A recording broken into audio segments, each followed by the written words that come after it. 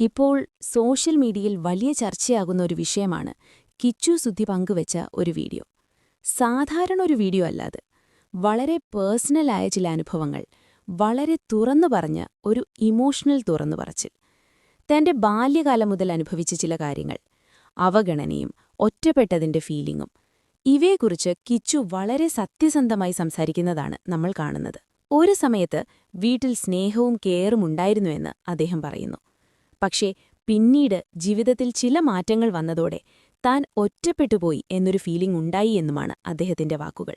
അതുപോലെ തന്നെ അച്ഛന്റെ മരണം അദ്ദേഹത്തിന്റെ ജീവിതത്തിൽ വലിയൊരു ടേണിംഗ് പോയിന്റ് ആയിരുന്നുവെന്ന് കിച്ചു പറയുന്നു. അതിനുശേഷമുണ്ടായ സാഹചര്യങ്ങളും മാനസികമായി നേരിട്ട ബുദ്ധിമുട്ടുകളും എല്ലാം അദ്ദേഹം വളരെ തുറന്നു പങ്കുവയ്ക്കുന്നു. ഈ വീഡിയോ പുറത്തു വന്നതോടെ സോഷ്യൽ മീഡിയയിൽ വലിയ രീതിയിലുള്ള പ്രതികരണങ്ങളാണ് തുടങ്ങിയത്. ചിലർ കിച്ചുവിന്റെ വേദന മനസ്സിലാക്കി അദ്ദേഹത്തെ സപ്പോർട്ട് ചെയ്യുന്നു.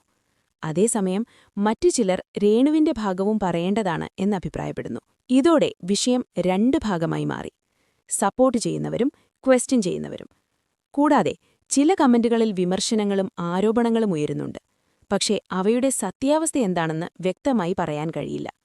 ഇതൊക്കെ കൂടി നോക്കുമ്പോൾ ഇപ്പോൾ ഈ വിഷയം ഒരു വലിയ സോഷ്യൽ മീഡിയ ചർച്ചയായി മാറിയിരിക്കുകയാണ്.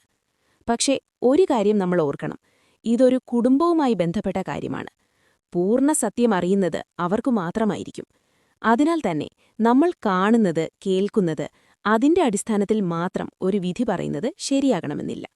സോ ഗൈസ്, ഈ വിഷയത്തിൽ നിങ്ങളുടെ അഭിപ്രായം എന്താണ്? നിങ്ങൾ ആരെയാണ് സപ്പോർട്ട് ചെയ്യുന്നത്? അല്ലെങ്കിൽ നിങ്ങൾക്ക് തോന്നുന്നത് എന്താണ് സത്യം? കമന്റ് ചെയ്ത് നിങ്ങളുടെ അഭിപ്രായം